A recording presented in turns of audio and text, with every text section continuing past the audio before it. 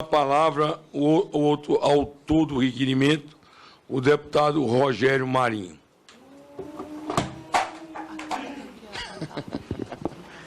Muito obrigado pelas manifestações iniciais. Sensibilizado, eu quero saudar a todos e a todas e dizer que esta comissão, ela tem como espinha dorsal a pluralidade. E essa pluralidade é manifestada pela diversidade dos parlamentares que aqui estão, pelo comportamento desses parlamentares, pelo posicionamento político diverso, e que bom que é assim. O que é diferente das universidades públicas federais, que têm hegemonia de pensamento, que têm, hoje, de forma majoritária, posicionamentos de uma esquerda marxista-leninista. E, por isso mesmo, essa base tem um problema de origem, um vício de origem, porque ela foi elaborada, o primeiro documento e o segundo documento, por técnicos advindos das universidades, que praticam, na sua maioria, o que eu chamo de doutrinação, que, aliás, está expresso nos cartazes. A doutrinação é quando o professor, ou pseudo-professor, extrapola o seu direito de cátedra e impõe aos alunos, que são aqueles mais fragilizados, o seu ponto de vista de maneira coercitiva, inclusive prejudicando a educação em última instância. O artigo 206 da Constituição fala de pluralidade. Não é o que nós vimos no primeiro documento e no segundo documento. O primeiro documento foi um Frankenstein pedagógico. Um Frankenstein pedagógico. Chegou-se a pachorra de se abrir mão da gramática no ensino de português. Gramática no ensino de português é como se você pegasse o corpo humano e abrisse mão da espinha dorsal que sustenta os membros. Sobre a alegação doutrinária burra de que a língua portuguesa falada de maneira escorreita, ela pode ser uma forma de dominação das elites sobre o povo. É para rir, realmente.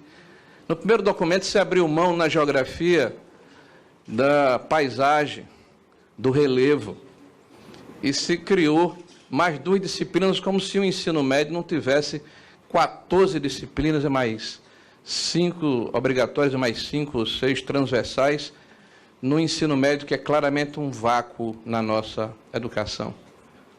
Aliás, esse é um dos problemas, professora Maria Helena, que eu gostaria de conversar com o MEC. Como é que nós podemos fazer um currículo mínimo no ensino médio, se o próprio MEC, em diferentes oportunidades, e há uma espécie até de consenso em quem trabalha a educação, prevê a pluralidade, a diversificação, me desculpe. Como é que você pode trabalhar um currículo mínimo, se você tem a possibilidade de redefinir no ensino médio, você ter o ensino técnico, você ter o ensino que preparará o estudante para a universidade, em biomédicas, em humanas, em ciências exatas, que certamente não terão um currículo só. A Constituição brasileira, no seu artigo 210, preceitua, e essa é a nossa carta magna, que está acima de todos nós vemos no Estado de Direito, e o que nos rege no senso comum é justamente as leis, e para se ultrapassar uma lei, só uma outra lei.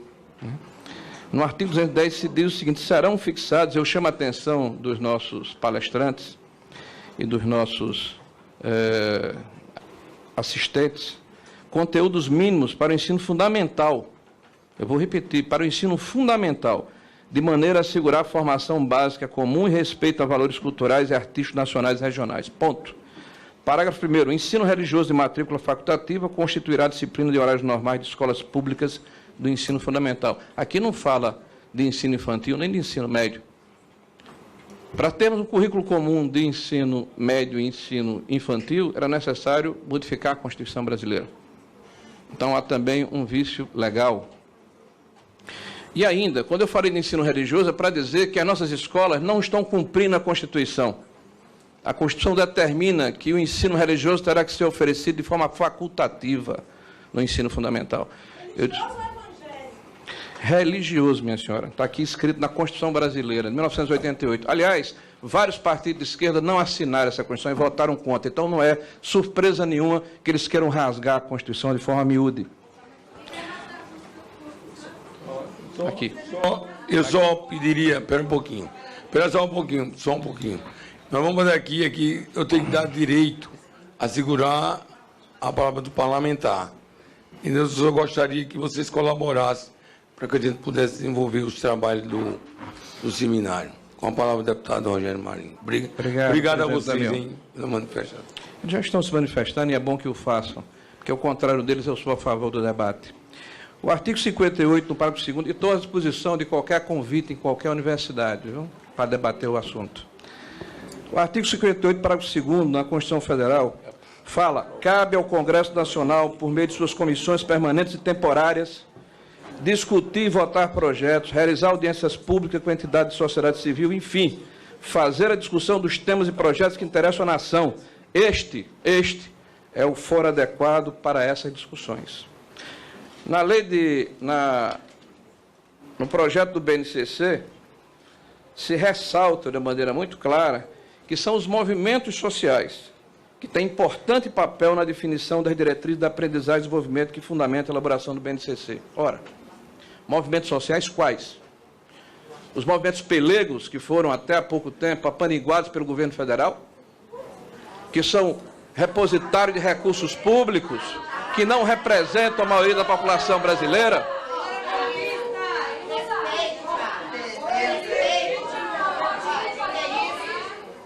Movimentos pelegos, sim, porque recebem recursos do governo federal, transformaram-se em puxadinhos do governo federal e são detentores de uma lógica marxista-leninista que já deve ter sido varrido pelo lixo da história. Ilegal, inconstitucional e imoral. Ilegal, inconstitucional e imoral. Porque quer impedir a sociedade brasileira uma hegemonia de pensamento que não representa a sociedade. Não representa a sociedade. Um conteúdo que pedagogicamente é sofrível, maneta, vesgo, zarolho, descabido. Aqui sim é o local em que a base deverá ser discutida. E tem um projeto nesse sentido. Discutido e consequentemente, aprovado. Porque eu não sou contra a base. Para que esse assodamento? Em vários países do mundo em que a base foi implantada, o processo de discussão se arrastou até por 10 anos, 8 anos. Então, nós temos hoje aqui um processo em que a qualidade da educação brasileira, atestado por vários indicadores de qualidade da educação, que considero idôneos, de mais de 20 anos, mostram que a educação brasileira é um fracasso em termos de qualidade. É um fracasso. E eu espero que o corporativismo sindical, que aqui não representa a população brasileira, mas que faz um pacto da mediocridade, que não permite, por exemplo, a avaliação de professores, que é contra o mérito, que é contra que as escolas possam ter resultados efetivos na sala de aula, e que condenam gerações e gerações de brasileiros a serem subcidadãos, porque quem é o jovem ou quem é o aluno, que pode saber pensar se não consegue decodificar um texto de 10 linhas? E essa culpa é coletiva. A culpa é coletiva, porque nós somos normalmente omissos em relação a esse processo, porque a educação mata aos poucos, mata a cidadania, mata os sonhos, mata a esperança das pessoas, enquanto que a saúde e a segurança pública matam de maneira abrupta, por isso que dá mais ibope. Se esse país fosse diferente, os indicadores de educação seriam motivo de passeata nas ruas, e não de movimentos corporativos e sindicais que só pensam majoritariamente nos seus próprios interesses. O interesse da sociedade não está representado por vocês. O interesse da sociedade está representado pelas mães de família que vêem os seus filhos submetidos à educação de péssima qualidade. Essa que é a verdade. E vocês não vão me calar. Eu estou à disposição de qualquer universidade ou sindicato que queira discutir, sem palavra de ordem, sem atitudes fascistas de querer calar as pessoas, porque fascistas são vocês. Esse é o fascismo. Bom, Fascistas não passarão.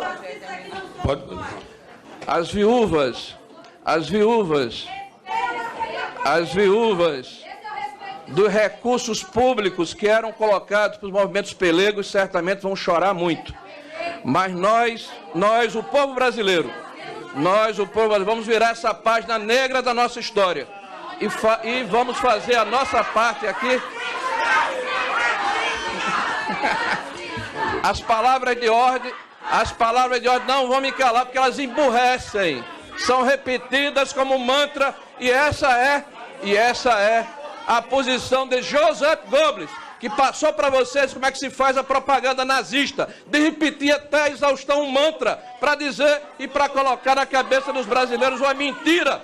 Movimento corporativista atrasado. Eu vou defender até o final que a base seja aqui na Câmara Federal, que nós somos o legítimo representante do povo brasileiro. Muito obrigado e agradeço as manifestações.